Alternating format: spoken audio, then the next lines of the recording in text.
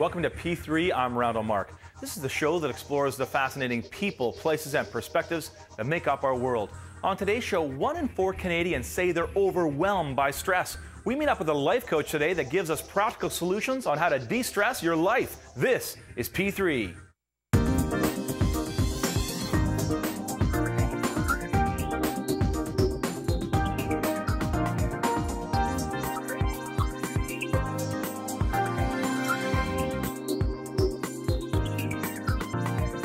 Overwhelmed by responsibilities or stuck in a career that doesn't fit? Certified life coach and author Julia James believes a balanced life is achievable for anybody. In her new book, The Mini Retreat Solution, she demonstrates how to relax in order to improve your health and mental state. She joins me here in studio. Welcome to the show, Julia. Thank you. This is a really interesting little book because you can open it up to almost anywhere, and you get these little practical things that you can do anywhere you are. And tell me about the idea of a mini retreat solution. I've heard about going away for a 3-day holiday. This is about taking little moments of your day. What inspired the idea of a mini retreat?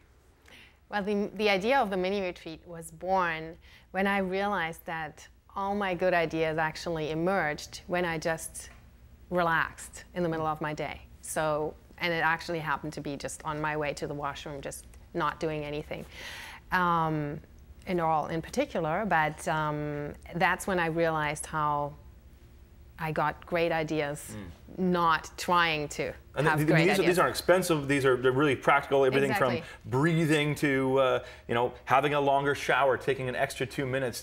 These are really simple kind of things that people can do. Are you finding that these things actually have a real life benefit? Do people say, wow, that's changed how my day feels? Absolutely, yes. That's what I hear from all my clients, that it does change the experience of their day. And it's really just simple shifts in perspective and different ways. Like, for example, with the shower, you just take it more consciously and you actually focus more on experiencing the shower rather than, thinking about a million other things while you're showering. I mean, that seems to be the issue. And I want to talk a bit more about stress in our culture in the last 20 years. It seems like, my grandparents talk about lives of being on the farm, they were busy, but the life of being on the farm was busy, but it had lots of downtime, it would take them half an hour to get to school on the horse kind of thing. And it seemed like life had things built into it where you could have these mini retreats. Yeah. You're talking about carving them out in the midst of our busy lives. That's right. Actually, and I still believe our life still has lots of opportunities to relax. Like, for example, one of the mini retreats is the red light relaxation. So it's like when you hit a red light with the car, there's nothing to do. So it's a perfect opportunity to relax. Or just get on the cell phone, Bluetooth, and get going and get some business done. That's what most of us think.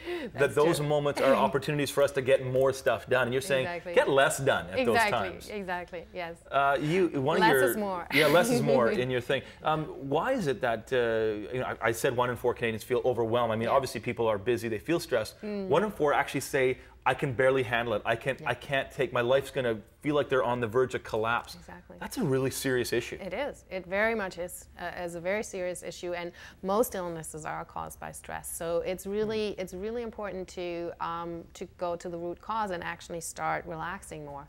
And I mean, research has shown that it's really important to actually relax on a regular basis. So every about 90 minutes to 120 minutes, our body actually needs time to rest and relax. And how much time is needed in a sense to just help our bodies and our brains calm down? 5 minutes, 1 minute, what is it? And it actually, anything is better than nothing. That's my, I guess, philosophy. So it's like if you take 30 seconds and just even take like one deep breath, that makes a difference. Just that process. Absolutely. And I mean, you talked about the physiological connections between stress and anxiety and actual, breakdowns of our bodies. We're learning the connections that science is saying.